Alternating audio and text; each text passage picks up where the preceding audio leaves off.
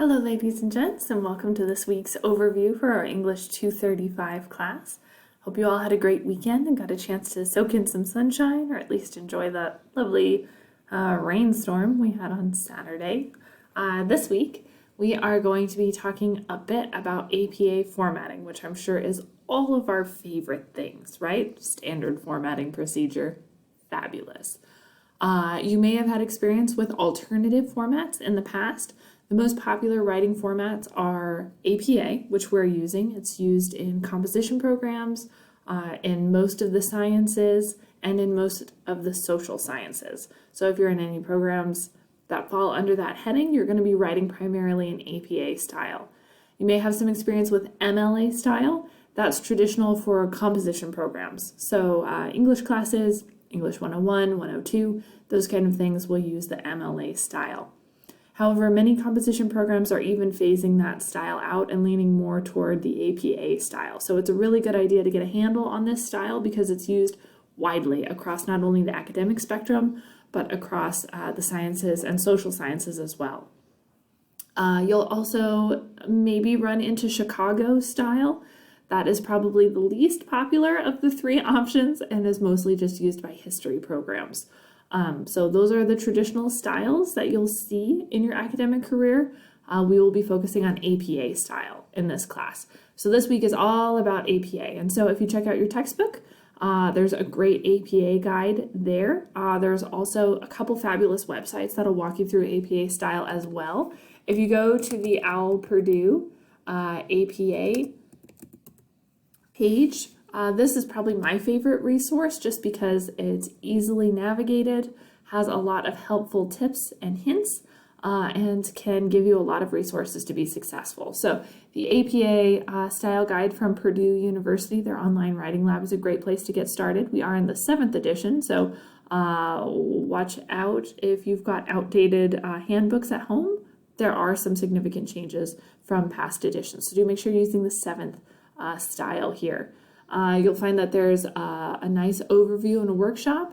There's formatting and style guide, and that'll walk you through in-text citations, which is important in most of our documents, as well as your references list, basic rules for formatting it, how to talk about different types of authors, books, periodicals. Electronic sources is probably what you're going to be using most, so check that out as well.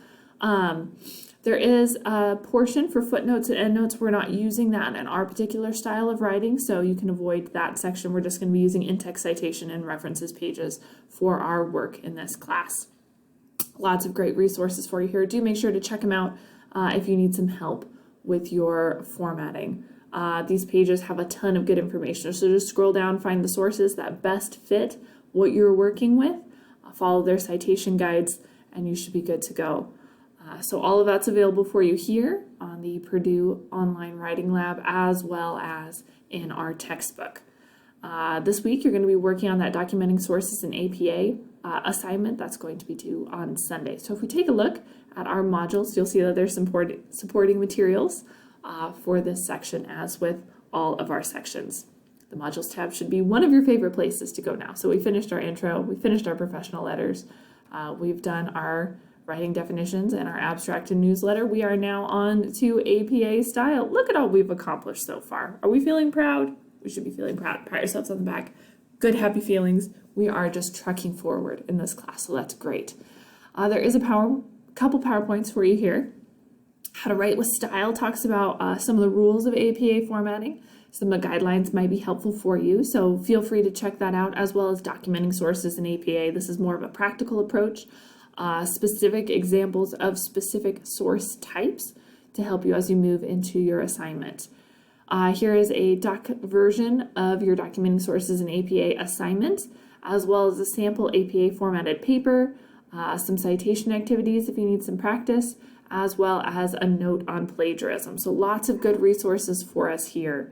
And then the assignment where you get to showcase all the skills that you've learned from the modules and from your reading of the textbook is coming up for you here. It is our third major assignment in the class, documenting sources in APA style. We'll click on that bad boy here. And you'll see that we've got a lot of stuff to work with here. So there are a couple things you have to do to be successful on this assignment. You're going to be downloading The Leadership and the Fear Factor PDF, you're going to need this document to complete the worksheet. So do make sure that you download it and read it. You're going to be using it as your source material to showcase your mastery of APA style. Then we are going to download the APA website here. So take a look at this. It asks you to use all of these different types of quotations, and then it's going to walk you through different types of paraphrase and different types of summary. So make sure that you're familiarizing yourself with this web page. It's going to help you complete your document here.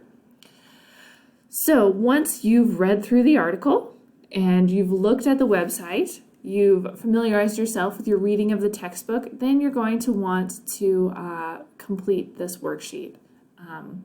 And probably the easiest way to do that is to just grab the material here and pop it into a Word document. So let's open up our new Word document. And there we are. Here's our worksheet. So you're going to first show me that you can recognize plagiarism using APA style. So our original excerpt here is managing performance through a divide and conquer strategy will set at odds the very people who must coordinate with each other. This is a quote taken from Jody Hoffer-Gattel, and the excerpt is from page 16. Using our knowledge of APA style, we are then going to examine the student work right here. According to Jody Hoffer-Gattel, 2004, managing performance through a divide and conquer strategy will set at odds the very people who must coordinate with each other. Here is where your work comes in. Any errors? Do you see any errors? Any faulty paraphrasing? If necessary, revise for correct APA documentation. And so what I would like you to do to show me your mastery of APA style in this worksheet, you are then going to type your answer here. If you want to make it easily identifiable as your answer, I'm a big fan of that. So you can make it bold, you can make it italics, you can make it a different color if you want. I'm going to make mine. What color shall we choose today? Green sounds like fun. Let's use green. So I'm going to write in green to make it nice and visible for you guys. So if I was doing this is a freebie. Yay for watching our overview video. Sad for all of you who aren't watching them. But for those of you who are, yay, you get the first answer for free on this worksheet as a demo. You're welcome. So the original excerpt and then the student work. We're comparing the two. What kind of APA errors do we see? First of all, the error present is that they've used the exact words from the original excerpt, but they've not put them in quotation marks. So this should be a quote, but they're acting like it's a paraphrase, and that's incorrect. So I would say something along the lines of, this is a direct quote from the source material that is missing quotation marks and a page number citation. That's the error. Then I'm going to correct it, because that's what the instructions ask us to do, right? If necessary, revise for correct APA documentation. So the correction could be, according to Jody Hoffer-Gattel, and in APA style, we always put the year of publication after the author's name. Then I'm going to put in quotation marks the exact material that came from the original source, which is managing performance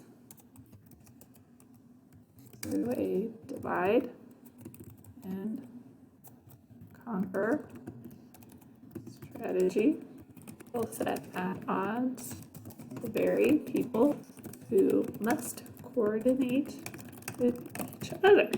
Because that's the end of the directly quoted material, I'll end my quotation there, and because it is a direct quote, I am going to put the page number. And that is how we correct that error.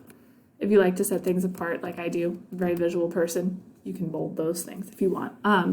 So for each of these recognizing plagiarism portions, you're going to tell me what the error is, and then you're going to show me how you fixed the error.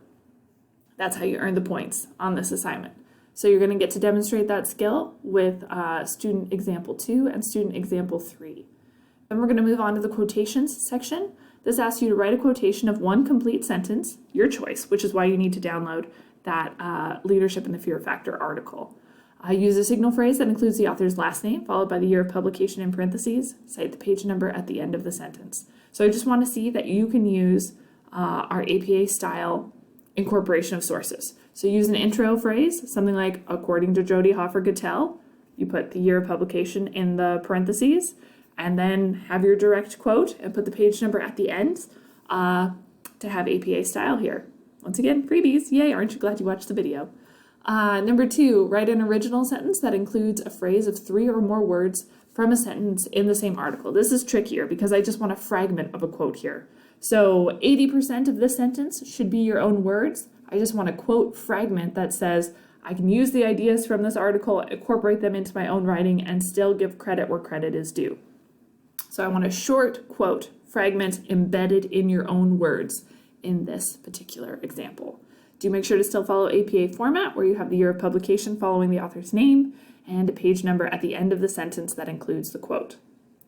Next sentence, or section, is paraphrase. Paraphrasing is where we take ideas and we put them into our own words. The ideas still belong to the author, but the words are our own. And so paraphrase is a passage of 1 or 2 sentences in an article from our PDF, Leadership and the Fear Factor. I want you to include a signal phrase. Once again, signal phrase needs to have the author's last name and the year of publication. It also needs to have your own interpretation of the text material. Then at the end of a paraphrase, you're going to put the page number, but only if the paraphrase is longer than 1 sentence. This asks you if your paraphrase is 2 sentences or more, include the page number in parentheses at the end of the second sentence. And so a paraphrase is about the same length as the original source material, right? So if you're paraphrasing 3 sentences from the text, your paraphrase will also be about 3 sentences long. Summary is much shorter than the original. So for a summary, you might be looking at 5 sentences, condensing all those ideas down into 1 sentence. That's the major difference between paraphrase and summary. Paraphrase is your own words, but about the same length as the original. Summary is your own words, but shorter than the original. And then in our summary section here, you get to showcase those skills. Write a 1-sentence summary using your own words of 4 or more sentences from the article. Once again, we include a signal phrase, author's name, and year of publication, and then your own summary of the material. Type the original text, which is your words, and the source material to answer this portion here. And remember, your summary is only 1 sentence long, and so if you are only summarizing 1 sentence, you don't have to put the page number at the end of it. If your summary is longer than 1 sentence, we still include page numbers, but 1 sentence, no page numbers. All right, aren't you glad you watched the video? All these tips and tricks to help you be successful here. Once you've completed your worksheet, save this as a Word document and upload it to our assignment here in order to get full points. That is due Sunday at midnight. And as with all of our stuff in this class, it does have a rubric. So do make sure that you're hitting all those categories. You accurately are describing the plagiarism. That's in that first section where I ask you to define the errors. That's where you're going to be earning points there. Revises APA documentation correctly. That's where you're going to be showing me how you corrected the work.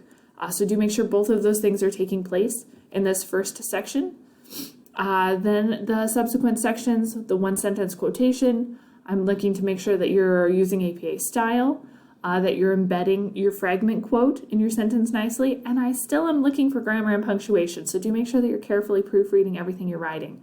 That's true also of the paraphrase section and the summary section, so be careful, read through your things a couple times before you turn them in, because it is important to have accurate writing.